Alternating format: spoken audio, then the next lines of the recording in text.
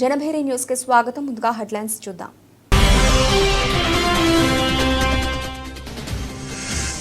రైతు బజార్లలో అవకతవకల ఆనవాళ్లు కనిపిస్తే కఠిన చర్యలు. గాంధీనగర్ రైతు బజార్ను ఆకస్మికంగా తనిఖీ చేసిన కలెక్టర్ డాక్టర్ జి లక్ష్మీషా.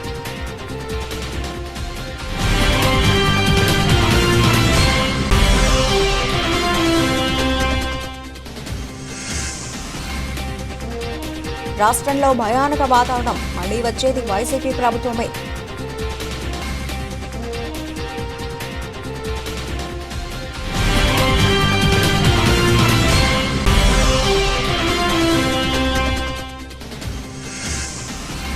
అన్నా క్యాంటీన్ లబ్ధిదారులతో కలెక్టర్ లక్ష్మీషా మాటామంతి. గాంధీనగర్ అన్నా క్యాంటీన్ను సందర్శించిన కలెక్టర్.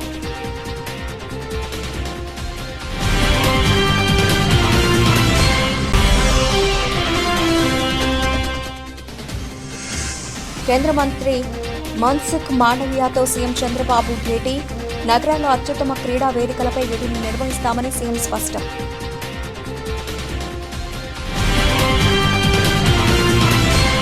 రైతు బజార్లలో దళారీ వ్యవస్థతో పాటు ఎలాంటి అవకతవకలు ఆనవాళ్లు కనిపించినా సహించేది లేదని, పూర్తి పారదర్శకతతో వినియోగదారులకు రైతు బజార్లు సేవలందించాల్సిందేనని, ఉల్లంఘనకు పాల్పడితే కఠిన చర్యలు తప్పవని జిల్లా కలెక్టర్ డాక్టర్ జి లక్ష్మీషా హెచ్చరించారు. బుధవారం ఉదయం కలెక్టర్ లక్ష్మీషా విజయవాడ గాంధీనగర్ సామమూర్తి రోడ్డు రైతు బజార్ను ఆకస్మికంగా తనిఖీ చేశారు. కూరగాయల విక్రయ స్టాళ్లను పరిశీలించి ధరల పట్టికలను పరిశీలించారు.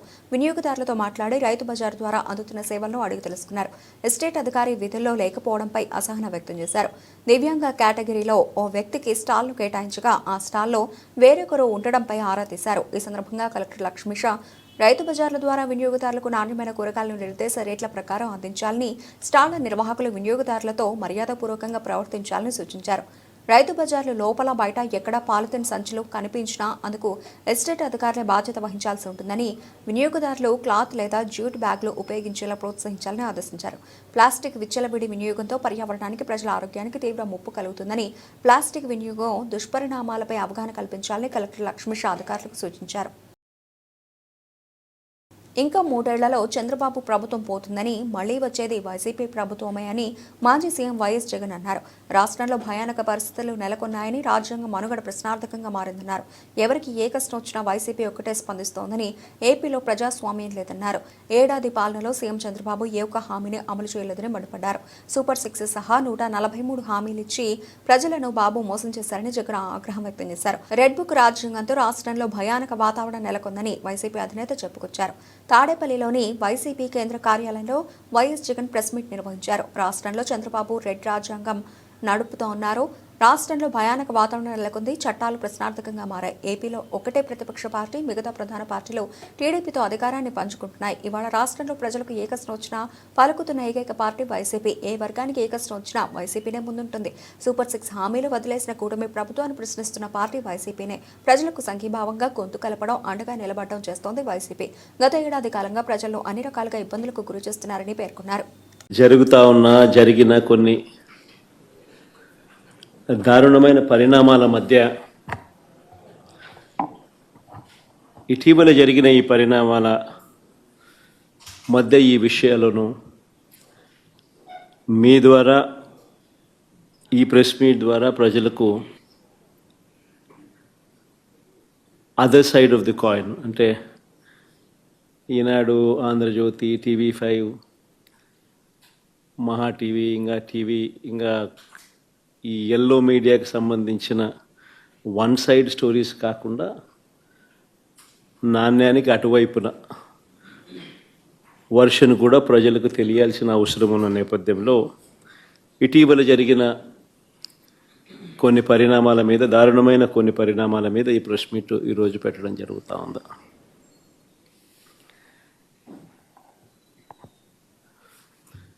రాష్ట్రంలో ఈరోజు నిజంగా చంద్రబాబు నాయుడు గారి కుట్రల నేపథ్యంలో రెడ్ బుక్ రాజ్యాంగం తాను ఇంప్లిమెంట్ చేస్తూ ఉన్న వైఖరి, పొలిటికల్ గవర్నెన్స్ అన్నది రాష్ట్రంలో చంద్రబాబు నాయుడు గారు టేక్ ఓవర్ చేసుకుని నడిపిస్తూ ఉన్న తీరును, వీటి నేపథ్యంలో రాష్ట్రంలో ఒక భయానక పరిస్థితి ఈరోజు వాతావరణము రాష్ట్రంలో నెలకొని ఉంది. ఈ రాష్ట్రంలో ఈరోజు ప్రజాస్వామ్యం కానీ, చట్టం కానీ, రాజ్యాంగ మునగడ కానీ ఇవన్నీ కూడా ప్రశ్నార్థకంగా మారిన పరిస్థితులు ఈరోజు రాష్ట్రంలో కనిపిస్తూ ఉన్నాయి. రాష్ట్ర ప్రభుత్వ మార్గదర్శకాలు, ముఖ్యమంత్రి సంకల్పానికి అనుగుణంగా అన్నార్థులకు ఆత్మీయత పంచి అన్న క్యాంటీన్లలో నిర్వహణ పరంగా ఎక్కడా ఎలాంటి లోటుపాట్లు లేకుండా నిరంతరం పర్యవేక్షిస్తున్నామని జిల్లా కలెక్టర్ డాక్టర్ జి లక్ష్మీషా అన్నారు. బుధవారం కలెక్టర్ లక్ష్మీషా గాంధీభవన్లోని అన్న క్యాంటీన్ను సందర్శించి కార్యకలాపాలను పరిశీలించారు. అల్పాహారం కోసం క్యాంటీన్కు వచ్చిన వారితో మాట్లాడి క్యాంటీన్ సమయానికి తెరుస్తున్నారా, ఆహార పదార్థాల నాణ్యత ఎలా ఉంది, ఏమైనా ఫిర్యాదులు ఉన్నాయని అడిగి తెలుసుకున్నారు. ఆహారం పట్టిక, టోకెన్ కౌంటర్, ఆహార పదార్థాలను వడ్డిస్తున్న స్థలం, డైనింగ్ ఏరియాతో పాటు పరిశుభ్రమైన స్వచ్ఛమైన తాగునీరు అందించే ఏర్పాట్లు పరిశీలించారు. అన్న క్యాంటీన్ పరిసరాలు పరిశుభ్రంగా ఉండాలి, అపరిశుభ్రత అనేది మచ్చుకైనా కనిపించకూడదని సిబ్బందికి స్పష్టం చేశారు. మెనూ ప్రకారం ఆహార పదార్థాలను అందుబాటులో ఉంచాలని ఆదేశించారు. ఆకలితో ఉన్న వారికి పట్టడాన్నం పెట్టడంలో ఉన్న ఆనందం మరెక్కడా లభించదని, ఇలాంటి మంచి కార్యక్రమంలో భాగమవుతూ నిబద్ధతతో సేవలందించాలని సిబ్బందికి సూచించారు. ప్రతి క్యాంటీన్లోనూ అవసరమైన అన్ని మౌలిక వసతులు కల్పించినట్లు తెలిపారు. ఎక్కడ ఎలాంటి ఇబ్బందులు లేకుండా క్యాంటీన్ల నిర్వహణకు ప్రత్యేకంగా ఇన్ఛార్జీలకు బాధ్యతలు అప్పగించడం జరిగిందని, లబ్ధిదారుల నుంచి తీసుకుంటున్న ఫీడ్బ్యాక్ను నిరంతరం విశ్లేషిస్తున్నట్లు జిల్లా కలెక్టర్ లక్ష్మీ షా పేర్కొన్నారు.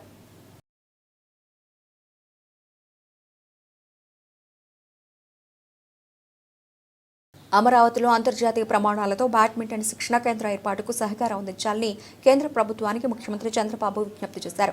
Khelo India martial arts games 2025ను ఏపీలో నిర్వహించేందుకు అవకాశం ఇవ్వడంపై కేంద్ర మంత్రి మాండవీయకు ముఖ్యమంత్రి ధన్యవాదాలు తెలియజేశారు. విజయవాడ, విశాఖ తదితర నగరాల్లో అత్యుత్తమ క్రీడా వేదికలపై వీటిని నిర్వహిస్తామని సీఎం స్పష్టం చేశారు.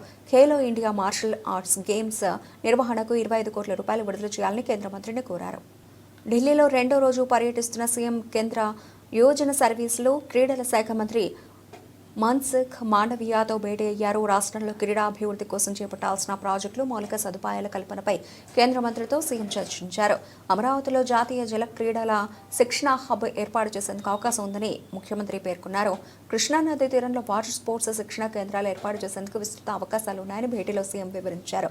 క్రీడలకు సంబంధించి వివిధ మౌలిక సదుపాయాల కల్పన, అభివృద్ధి ప్రాజెక్టులపై ఇప్పటికే రాష్ట్ర ప్రభుత్వం వివిధ ప్రతిపాదనల్ని మంత్రిత్వ శాఖకు పంపినట్టు సీఎం కేంద్ర మంత్రికి తెలిపారు. నాగార్జున యూనివర్సిటీ, కాకినాడలలో నేషనల్ సెంటర్స్ ఆఫ్ ఎక్సలెన్స్ల ఏర్పాటుకు ప్రతిపాదించినట్టు వెల్లడించారు.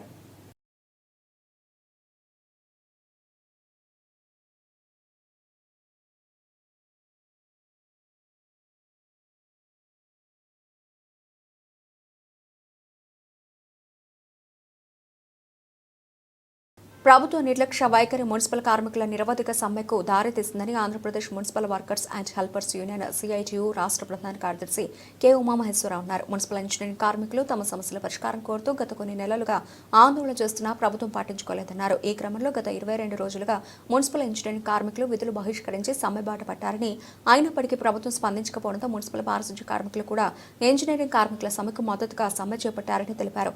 ఇటువంటి పరిస్థితులు తలెత్తడానికి రాష్ట్ర ప్రభుత్వ వైఖరి కారణమన్నారు.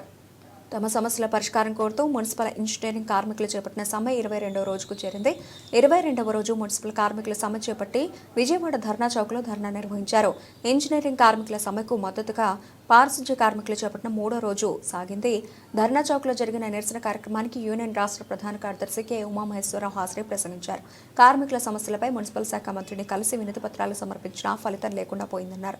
కార్మికులకు సంక్షేమ పథకాలు అమలు చేయాలని, రిటైర్డ్ అయిన కార్మికులకు బెనిఫిట్స్ అందజేయాలని, కార్మికుల వేతనాలు పెంచాలని, పని ఒత్తిడి భారాన్ని తగ్గించాలని తదితర డిమాండ్లను న్యాయబద్ధమైనవని, ఈ సమస్యలను పరిష్కరిస్తామని అధికారంలోకి వచ్చిన తెలుగుదేశం ప్రభుత్వం మాట తప్పిందన్నారు.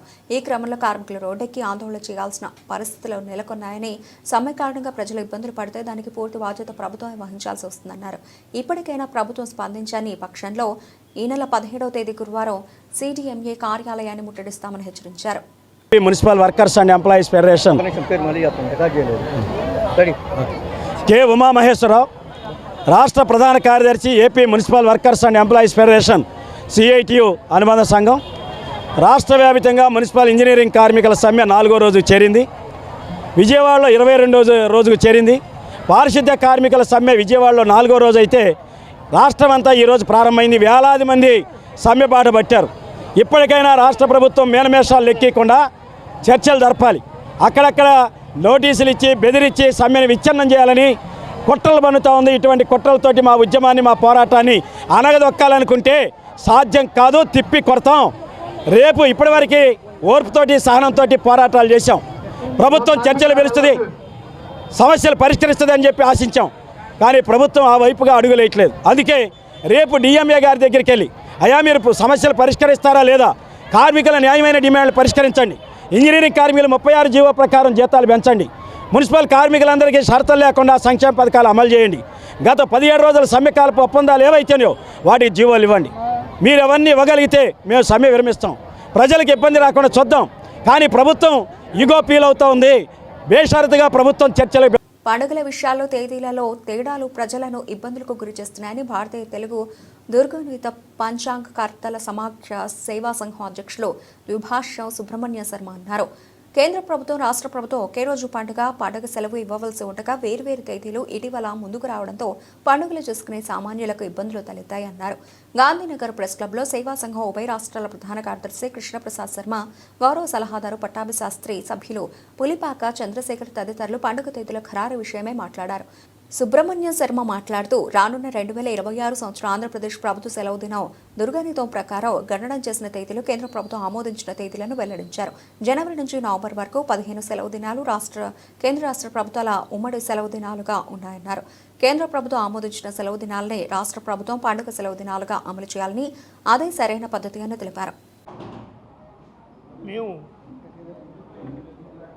భారతీయ తెలుగు దుర్గణిత పంచాంగకర్తల సమాఖ్య సేవా సంఘం, దానికి నేను అధ్యక్షులు. నా పేరు ద్విభాష సుబ్రహ్మణ్య శర్మ. మా ప్రధాన కార్యదర్శి బ్రహ్మశ్రీ నిట్టల కృష్ణప్రసాద్ గారు ఈయన. అలాగే మా ముఖ్య గౌరవ సలహాదారులు బ్రహ్మశ్రీ గుర్తి పట్టాభి శాస్త్రి గారు. అలాగే మా కమిటీ మెంబరు బ్రహ్మశ్రీ పులిపాక చంద్రశేఖర్ గారు. అలాగే మా కమిటీ కార్యదర్శి బ్రహ్మశ్రీ వి వాస్తుపురుషి గారు అక్కడ ఉన్నారు. ముఖ్యంగా ఈ మీడియా తరఫున తెలుగు ప్రజలందరికీ కూడా ముందుగా నమస్కారం చేస్తూ, మొన్న గుంటూరు జిల్లా నరసారావుపేటలో జూలై 13, 14, 15 తేదీల్లో రాబో పరాభవనామ సంవత్సరంలో పండుగలు ఏ విధంగా నిర్ణయించాలనేటువంటి ఒక సంకల్పంతో మొన్న సభలు జరిగాయి.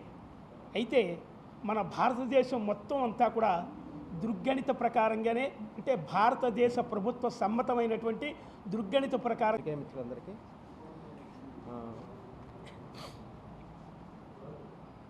ఉభయ తెలుగు రాష్ట్రాలు దుర్గణిత పంచాంగకర్తలుగా పండగ నిర్ణయాలలో ప్రజలకి అయోమయ స్థితి లేకుండా అందరికీ ఆమోదయోగ్యంగా ఉండేటటువంటి పండగ నిర్ణయాల్ని, అలాగే ప్రభుత్వాలకు కూడా ఇబ్బందికరంగా ఉండకుండా ఉండేందుకు 13, 14, 15 నరసరావుపేట నందు అఖిల భారత బ్రాహ్మణ మహాసంఘం ఆధ్వర్యంలో అందరు పంచాంగకర్తల్ని అక్కడికి సమావేశపరిచి మా దృగ్గణితం ప్రకారం ఏవైతే పండగ నిర్ణయాలు ఉన్నాయో ఆ నిర్ణయాలు మిగతా అందరూ మాతో సరిపుచ్చుకున్నారు. ఇది శుభ పరిణామం. ఇలాగే ఈ సంవత్సరం పెద్ద ఇబ్బందికరం కాదు, కానీ గత సంవత్సరం 2 పండుగలు నిర్ణయాలు తేడా రావడం వల్ల ప్రజలు కాస్త అయోమయ స్థితికి వెళ్ళారనేది నిజం. అలాగే ఎలక్ట్రానిక్ మీడియా వారికి అందరికీ కూడా నా నమస్కారాలు. నేను గుర్తి పట్టాభి శాస్త్రి, నా గమనాపం. నేను దుర్గణిత పంచాంగర్త ఒక కార్యసభ్యుడిగా ఉన్నాను. అయితే ఈ పండుగలు అంటున్న విషయాల్లో పూర్వ పద్ధతి, దృక్పద్ధతి 2 విధానాలు ఉన్నాయి. యావత్ భారతదేశం, ప్రపంచం కూడా దృక్పద్ధతినే ఆచరిస్తాయి. మా పద్ధతిని అంటే దృక్పద్ధతి అంటే సూర్యుని బట్టి, సూర్య సిద్ధాంతం, సూర్యుడి ప్రత్యక్షంగా ఎప్పుడైతే గమనం, కదలిక అన్నీ కూడా స్పష్టంగా తెలుస్తాయి. దాన్ని బట్టి తెలిసేది దృగ్గణితం. సూర్యుడి చంద్రుని బట్టి వాళ్ళు చూడరు పూర్వ పద్ధతి వాళ్ళు. అది దేవస్థానం పంచాంగాలు ఎక్కువ అవడం వల్ల తిరుపతి దేవస్థానం, అలాగే తిరుపతి దేవస్థానం, శ్రీశైల దేవస్థానం, అలా దుర్గామల్లేశ్వరి దేవస్థానాలు వారు పంచాంగత అక్కడ ఉండడం వల్ల ఈ పూర్వబద్ధ వాళ్ళు హవా ఇక్కడ కొనసాగుతుంది ఆంధ్రాలో. ప్రతి చోట కూడా, అంటే ప్రతి రాష్ట్రం కూడా ఎక్కువ, ఈ తెలుగు రాష్ట్రాలు తక్కువ కానీ ప్రతి అన్ని రాష్ట్రాలు కూడా దుర్గణితానికి 100కి 100 బాళ్ళు చేస్తారు పండుగలు. మనకైతే ఇక్కడ ఈ పండుగల అభావములని మన దేవస్థానాలు ఉండమూలని తిరుపతి దేవస్థానం, శ్రీశైలం, అలాగే దుర్గామల్లేశ్వరి దేవస్థానాలు ఉండడం వల్ల ఈ పంచాంగకర్తలు పూర్వ పద్ధతి వాళ్ళు అవ్వడం వల్ల అది వాళ్ళని అడగండి, గ్రహణం తెగుతుందంటే తెగదని చెప్తారు. వాళ్ళ రీత్యా గ్రహణం రాదు, మా పద్ధతి ప్రకారమే గ్రహణం తెగుతుంది. అందరూ గ్రహించేది ఏంటంటే గ్రహణం ఎప్పుడు పడుతుంది, ఎప్పుడు భూపుష్టం పడుతుంది, ఎన్ని గంటలు ఎన్ని సెకన్లు అన్నది మాకు వస్తుంది. వాళ్ళ పద్ధతిలో గ్రహణం తిదే వెళ్ళిపోతుంది. అంటే ఒక గ్రహణం. అందరికీ నమస్కారం అండి. నా పేరు పులిపాక చంద్రశేఖర్ శర్మ అంటారు. నేను విజయవాడ వాసిని. అనేక శాటిలైట్ వార్తా మాధ్యమాల్లో డిబేట్స్లో పాల్గొంటూ ఉంటాను. నేను ప్రెస్ మీట్లు కూడా ఇదివరకు పెట్టేవాడిని. మిగతా దేశంలో ఉన్న రాష్ట్రాలన్నీ కేంద్ర ప్రభుత్వం ఆమోదించిన రాష్ట్రీయ పంచాంగం ప్రకారం పండగ తేదీలు నిర్ణయిస్తుంటే కేవలం మన తెలుగు రాష్ట్రాలు మాత్రమే ఒక పూర్వ పద్ధతి, అంటే అవగాహన లేకుండా, ఇప్పుడు టెక్నాలజీ రాని కాలంలో ఉండే గణితం వారు ఆ కాలంలో నడిచిపోయేది. ఆ కాలంలో గ్రహణం ఖచ్చితమైన సమయాన్ని నిర్ణయించేవారు కాదు. పూర్వకాలంలో మనకు తెలుసు, పలుగు అట్లా దించి మధ్యాహ్నం 12 గంటలైందా నీడపడుతుంటే అన్నట్టు గమనించేవారు. అట్లా గ్రహణాన్ని ఏం చేసేవారు, గ్రహణానికి రోలు అట్లా నిలబెట్టేవారు, రోకల్ని అట్లా నిలబెట్టేవారు రోలు మీద. అప్పుడు గ్రహణ సమయాన్ని భావించేవారు పూర్వకాలంలో. ఇప్పుడు టెక్నాలజీ పెరిగింది, మేము కూడా గణితం చేసిన పంచాంగం టెక్నాలజీకి సరిపోతుంది కాబట్టి మా పంచాంగం ఖచ్చితమని చెప్తున్నాం. అది మా వాదన. కేంద్ర ప్రభుత్వం యొక్క ఆమోదం లేకుండా, కేంద్ర ప్రభుత్వం యొక్క ఫండ్స్ లేకుండా ఏ రాష్ట్రం మనుగడ సాధించలేదు. కానీ కేంద్ర ప్రభుత్వం ఫండ్స్ని తీసుకుంటున్న మనం కూడా కేంద్ర ప్రభుత్వం ఆమోదించిన పండగల ప్రకారం మనం కూడా సెలవులు ఇచ్చినట్లయితే వివాదాలు రాకుండా ఉంటే, ప్రజల్లో అయోమయం లేకుండా ఉంటుంది అనేది మా భావన. ఈ విషయాన్ని గ్రహించి ప్రజలు సీఎం చంద్రబాబుతోనే రాష్ట్ర అభివృద్ధి సాధ్యమని పశ్చిమ నియోజకవర్గంలో సుప్రపాలనలో తొలి అడుగు కార్యక్రమంలో మంత్రి ఎన్ఎండి ఫారూక్, ఎంపీ కేశినేని శివనాథ్ కొనియాడారు. రాష్ట్రంలో అభివృద్ధి సంక్షేమ పథకాల అమలుతో ప్రజలందరూ సంతోషంగా ఉన్నారని వెల్లడించారు. 54, 55 డివిజన్లలో ఇంటింటికి వెళ్లి ప్రజలు సంక్షేమ పథకాలు సరిగా అందుతున్నాయా, అమలవుతున్నాయా లేదా అని అడిగి తెలుసుకున్నారు. పశ్చిమ నియోజకవర్గంలో 54వ, 55వ డివిజన్లలో మంత్రి ఫారూక్, ఎంపీ కేశినేని శివనాథ్ సుపరిపాలనలో తొలి అడుగు కార్యక్రమాన్ని నియోజకవర్గ అబ్జర్వర్ చిట్టాబత్తుని శ్రీనివాసరావు, రాష్ట్ర అధికార ప్రతినిధి నాలుగు మీరా, రాష్ట్ర మైనారిటీ సెల్ ప్రధాన కార్యదర్శి ఫతావుల్లా, రాష్ట్ర నాయకులు గణ్య ప్రసాద్లతో కలిసి మంగళవారం నిర్వహించారు. ఇంటింటికి వెళ్లి కరపత్రాలు పంపిణీ చేసి కూటమి ప్రభుత్వం ఏడాది పాలనలో చేపట్టిన అభివృద్ధి సంక్షేమ పథకాలను వివరించారు. ఈ సందర్భంగా ఎంపీ కేశినేని శివనాథ్, మంత్రి ఫారూక్ మాట్లాడుతూ తల్లికి వందనం పథకం ద్వారా మైనారిటీలకు ఎక్కువగా లబ్ధి చేకూరిందన్నారు. ఇంట్లో ఎంతమంది విద్యార్థులు చదువుకుంటూ ఉంటే ఒక్కొక్కరికి 15,000 రూపాయల చొప్పున ఇవ్వడంతో రాష్ట్ర వ్యాప్తంగా మహిళలు ఆనందంగా ఉన్నారన్నారు. తెలుసుకుని వాళ్ళకి సంక్షేమం, అభివృద్ధి కార్యక్రమాలు అందుతున్నాయా లేదా, ఎక్కడన్నా సంక్షేమ కార్యక్రమాలు అందకపోతే దాంట్లో మేము మా యొక్క ట్యాబ్స్ ద్వారా వాటిని అప్లోడ్ చేసి ఏ డోర్ నెంబర్లో సంక్షేమ కార్యక్రమాలు రావట్లేదో వాటిని అప్లోడ్ చేస్తాం. టోటల్గా ప్రజలందరూ కూడా చాలా ఆనందంగా ఉన్నారు. ఎందుకంటే ఇవాళ తల్లికి వందనం కార్యక్రమం ద్వారా ఎంతోమంది అభివృద్ధి చెందుతున్నారు. ముఖ్యంగా ఈ ప్రాంతంలో ఉన్న ముస్లిం కుటుంబాలు, ఎందుకంటే ఇవాళ ముస్లిం కుటుంబాల్లో పిల్లలు ఎక్కువగా ఉండి వాళ్ళందరూ బాగా చదువుకోవాలని చంద్రబాబు నాయుడు గారి కోరిక. దానిలో భాగంగా ఇంటిలో ఎంతమంది ఉంటే అన్ని 15,000 రూపాయలు చొప్పున ప్రతి కుటుంబానికి అందజేయడంలో ఇక్కడ ముఖ్యంగా ముస్లిం సమాజం చాలా ఆనందంగా ఉంది. ఇటువంటి బృహత్తర కార్యక్రమం ద్వారా పిల్లలందరూ బాగా చదువుకుని వారి బంగారు భవిష్యత్తుకి బాటలు వేసిన చంద్రబాబు నాయుడు గారికి ధన్యవాదాలు చెబుతున్నారు. ఈ కార్యక్రమం చాలా బాగా జరుగుతుంది. తప్పకుండా రాష్ట్ర ప్రభుత్వం మరిన్ని సంక్షేమ కార్యక్రమాలు తీసుకొచ్చే విధంగా ఈ కార్యక్రమం ముందు ఉండబోతుంది. ఇక్కడికి వచ్చేసిన ఫరూక్ గారికి ధన్యవాదాలు తెలుపుకున్నాను.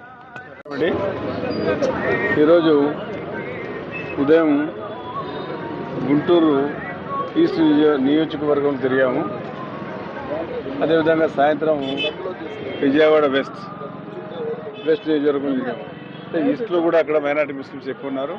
వెస్ట్లో ఇక్కడ విజయవాడలో మైనార్టీ సోదరులు ఎక్కువ ఉన్నారు కాబట్టి చిన్ని గారు స్థానిక పార్లమెంట్ సభ్యులు ఇక్కడ తల్లికి మన ఈరోజు కార్యక్రమం సుపరిపాలన తొలి అడుగు. ఈ కార్యక్రమంలో పాల్పంచుకునే అవకాశం మన పార్టీ నాకు కలిగించింది. పార్టీ ఆదేశాల ప్రకారం మన ఈరోజు చిట్టిబాబు గారు కానివ్వండి, అదేవిధంగా మన అతావుల్లా గారు కూడా పాల్గొనడం తెలుసు. మన నాగుల్ మీరా గారు రఫీ గారు అందరూ వచ్చారు. చాలా సంతోషం. కార్యకర్తలు కూడా పాల్గొనడం చాలా ఉత్సాహంగా ఉంది, చాలా సంతోషం. ఈ కార్యక్రమం రాష్ట్ర ఎందుకంటే మన జిల్లాలే కాకుండా చాలా జిల్లాలు కూడా మనకి ఇన్ఛార్జ్ ఇచ్చారు. అన్ని జిల్లాలు కూడా చూస్తున్నాం. ఈ కార్యక్రమం తల్లికి ఉందనే కార్యక్రమం బ్రహ్మాండంగా జరుగుతుంది. మంచి రెస్పాన్సిబిలిటీ ప్రజలు, మరీ ముఖ్యంగా మా ముస్లిమ్స్ అయితే ఇంకా ఎక్కువ చాలా ఉంది. ఎందుకంటే మాకు బహుశా 1-2-3 పిల్లలు ఉంటారు కాబట్టి తక్కువ కూడా 3 ఉన్నాయా, 4 ఉన్నాయా, 5 మంది ఉన్నాయా, ఇంతవరకు ఎవరు వేయలేదు. గత ప్రభుత్వం ఒక్కరికే వేసింది. అది కూడా ఎంతమందికి వేసింది? దాదాపుగా 42 లక్షల మందికి వేసింది. మా ప్రభుత్వం చంద్రబాబు నాయుడు గారి ప్రభుత్వం ఈరోజు 67 లక్షల మందికి వేయడం జరిగింది. కుటుంబంలో ఎంతమంది ఉన్నా అంతమందికి కూడా వేయడం జరిగింది. ఇది చాలా వరప్రసాదం లాంటి స్కీమ్ ఇది. కాబట్టి పేదవారికి చాలా చాలా సంతోషంగా ఉన్నారు. ఒక పిల్లలకు చదువుకోలేని వారికి 2 పిల్లలకు 3 పిల్లలకు చదువుకునే అవకాశం. అదే ఇంటర్మీడియట్ కూడా లోకేష్ బాబు గారు వచ్చిన మధ్యాహ్న భోజనం కూడా ఏర్పాటు చేయడం, అక్కడ కూడా బాగా స్ట్రెంత్ పెరగడం. ఈ రకంగా ముందుకు సాగుతామని తెలుగుదేశం పార్టీ ప్రభుత్వం ఏదైతే సూపర్ 6లో ఏదైతే వాగ్దానం చేశారో కూటమి ప్రభుత్వం ప్రజల ఆకాంక్ష మేరకు ప్రజానుగుణంగా పాలన కొనసాగిస్తుందని Vasavi foundation chairman VVK Narasimha Rao స్పష్టం చేశారు. తెలుగువారి కోసం ప్రత్యేక రాష్ట్రం కోసం పోరాడిన అమరజీవి పొట్టి శ్రీరాములు స్మృతివనం కోసం రాష్ట్ర ప్రభుత్వం అమరావతిలో 6.8 ఎకరాల స్థలాన్ని కేటాయించడం పట్ల హర్షం వ్యక్తం చేశారు. విజయవాడ 1 టౌన్ కొత్తగూడు సమీపంలో ఉన్న కన్యకా పరమేశ్వరి కళ్యాణ మండపంలో బీసీ, ఎస్సీ, ఎస్టీల నేతలు, ఆర్యవైశ్య సంఘాల ప్రముఖుల ఆధ్వర్యంలో మీడియా సమావేశం నిర్వహించారు. ఈ సమావేశంలో Vasavi foundation chairman VVK Narasimha Rao, ఆఓపా Andhra Pradesh మహిళా విభాగం అధ్యక్షురాలు ఏ నిర్మల, నగరాల మహాలక్ష్మి అమ్మవారి దేవస్థాన కోశాధికారి పీళా శ్రీనివాసరావు, మాజీ కార్పొరేటర్ నూకల నాగేశ్వరరావు పాల్గొన్నారు. ఈ సందర్భంగా వారు మాట్లాడుతూ పొట్టి శ్రీరాములు స్మృతివనం ఏర్పాటు చేసి అభివృద్ధి చేసే కార్యక్రమాన్ని పొట్టి శ్రీరాములు మెమోరియల్ ట్రస్ట్కి అప్పచెప్పడం వల్ల త్వరితగతిన పనులు జరుగుతాయన్నారు. ప్రభుత్వ నిర్ణయం పట్ల భాషాభిమానులు హర్షం వ్యక్తం చేస్తున్నారు. ఈ కార్యక్రమంలో టీడీపీ ఎస్సీ నాయకులు పల్లెపోగు ప్రసాద్, రాష్ట్ర బీసీ నాయకులు మరుపిళ్ల తిరుమలేష్, వాసవి క్లబ్ అధ్యక్షులు వి లక్ష్మీనారాయణ, ఆర్యవైశ్య రాష్ట్ర నాయకులు జాలాది వెంకటేశ్వరరావు, వాసవి సేవాదళ అధ్యక్షులు మగువరపు సత్యనారాయణ తదితరులు పాల్గొన్నారు. జై వాసవి. రాష్ట్ర ప్రభుత్వం నిన్నటి రోజున రాష్ట్ర భాషా ప్రయత్న రాష్ట్రాల కోసం ప్రాణం అశ్రులు అర్పించిన అమరజీవి పొట్టి శ్రీరాములు గారి స్మృతివనానికి గాను 6 ఎకరాల 80 సెంట్ల స్థలాన్ని కేటాయించినందుకు కూటమి ప్రభుత్వానికి వాసవి ఫౌండేషన్, ఆర్వై సంఘాల తరపున ధన్యవాదాలు తెలియజేస్తున్నాం. అదేవిధంగా ఆ యొక్క స్థలాన్ని డెవలప్మెంట్ చేసి ఓ శృతివనంగా ఏర్పాటు చేసే ఆర్వైటి నిర్మల, చైర్మన్ అవోప మహిళా విభాగ్ ఏపీ. మన సీఎం నారా చంద్రబాబు నాయుడు గారు మన అమరజీవి పొట్టి శ్రీరాములు గారి స్మారక స్తూపం చిహ్నంగా ఆయన విగ్రహాన్ని ఏర్పాటు చేయడానికి స్థలం కేటాయించినందుకు కృతజ్ఞతలు తెలుపుకుంటున్నామండి.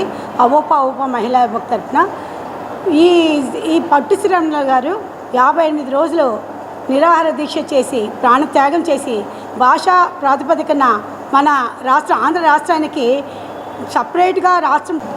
ముందుగా వాసవి సంఘం వారికి మేము ప్రత్యేక అభినందనలు తెలియజేస్తూ ఉన్నాం. ఎందుకంటే ఈరోజు పొట్టి శ్రీరాములు గారి శృతివనం ఏర్పాటు చేయడం కోసం వాళ్ళు అనేక రకాలుగా కృషి చేశారు.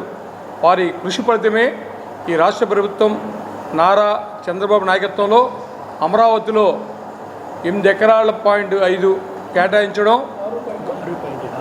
6.8 ఎకరాలు కేటాయించారు.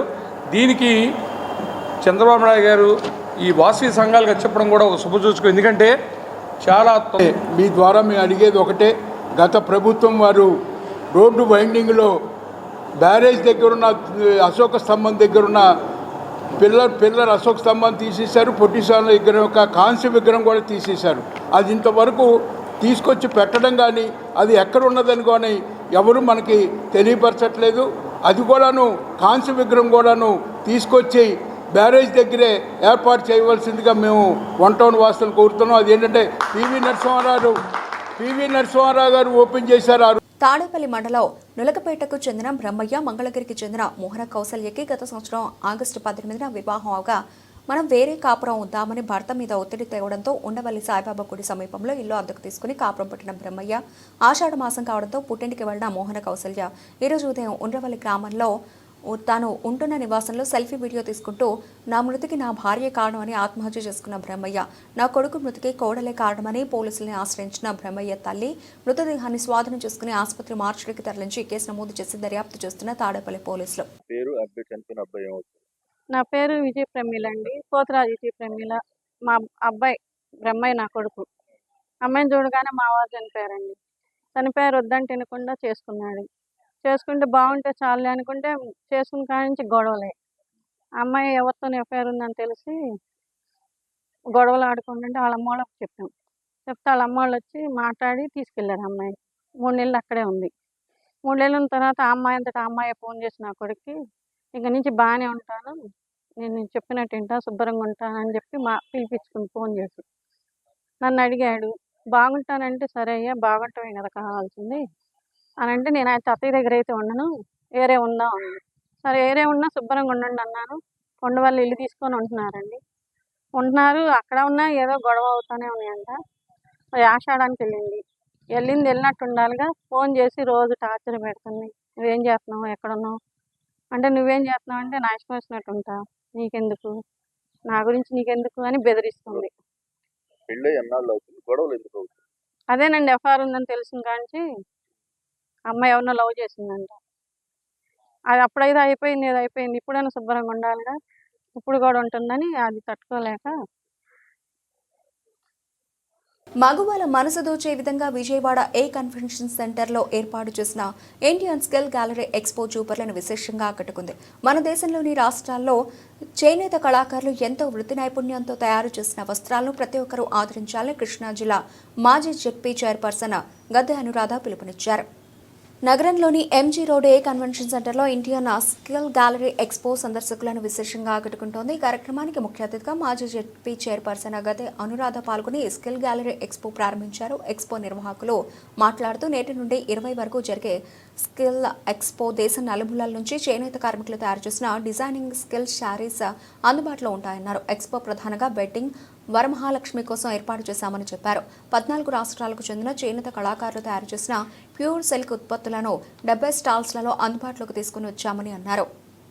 ఉత్తర దక్షిణ రాష్ట్రాల నుంచే కాకుండా ఒడిశా రాష్ట్రం తయారు చేసిన స్కిల్ వస్త్రాలు వినియోగదారులకు అందుబాటులో ఉన్నాయన్నారు. అనంతరం గద్దె అనురాధ మాట్లాడుతూ మన సంస్కృతి సంప్రదాయాలంటే గుర్తుకు వచ్చేవి కట్టు బొట్టు అని చెప్పారు. చందేరి, బెనారస్, బెంగాలీ, ఉప్పాడ, మంగళగిరి, వెంకటగిరి పలు రకాల డిజైనింగ్ శారీస్ అందుబాటులో తీసుకుని రావడం సంతోషకరమన్నారు. గత 5 ఏళ్లు వైసీపీ ప్రభుత్వం హయాంలో విధ్వంస పాలన సాగిందని, నేడు కూటమి ప్రభుత్వం అధికారంలోకి వచ్చాక రాష్ట్రం అభివృద్ధి పథంలో పయనించి ఇలాంటి కార్యక్రమాలు ఏర్పాటు చేసుకోవడానికి దోహదపడుతోందన్నారు.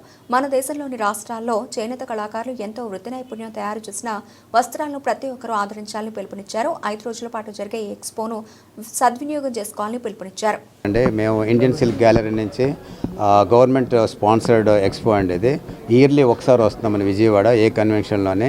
ఈరోజు 16 నుంచి 20 తారీఖు వరకు ఈ ఎక్స్పో మన వెడ్డింగ్స్ కోసం, వరమహాలక్ష్మి కోసం మనం ప్రసిద్ధి పెట్టాం.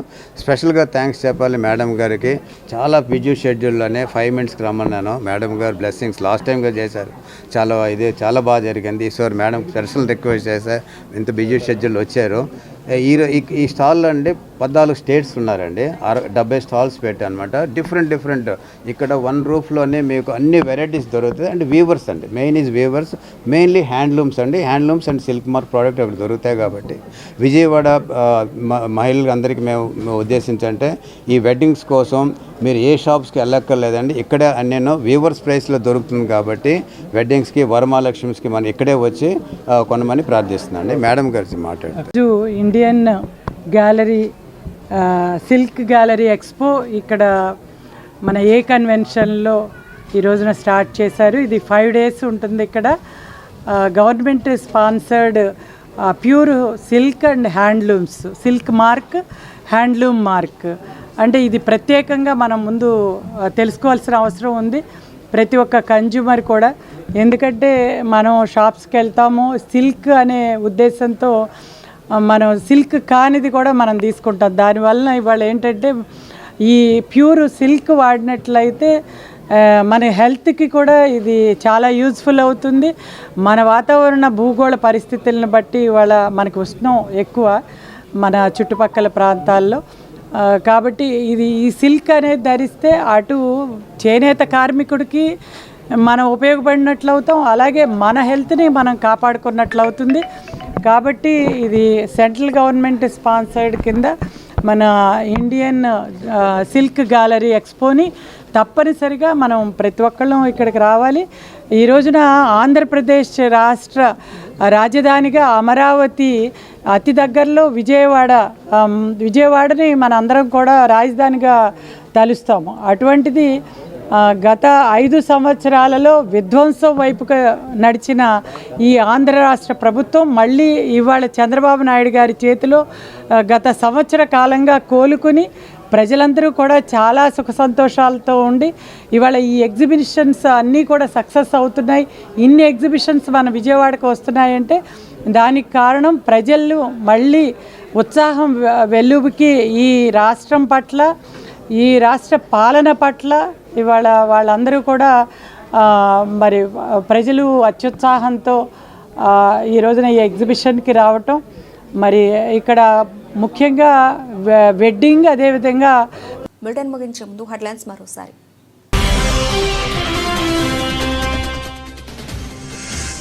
రైతు బజార్లలో అవకతవకల ఆనవాళ్లు కనిపిస్తే కఠిన చర్యలు. గాంధీనగర్ రైతు బజార్ను ఆకస్మికంగా తనిఖీ చేసిన కలెక్టర్ డాక్టర్ జి లక్ష్మీషా.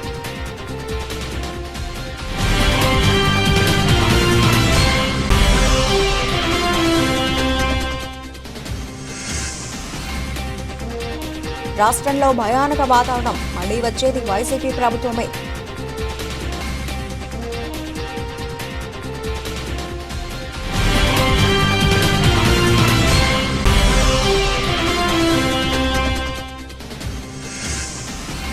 అన్నా క్యాంటీన్ లబ్ధిదారులతో కలెక్టర్ లక్ష్మీషా మాటామంతి.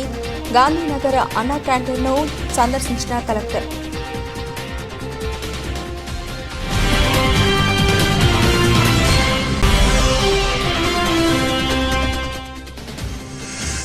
కేంద్ర మంత్రి మన్సుఖ్ మాండవియాతో సీఎం చంద్రబాబు భేటీ. నగరాల్లో అత్యుత్తమ క్రీడా వేదికలపై వీటిని నిర్వహిస్తామని సీఎం స్పష్టం.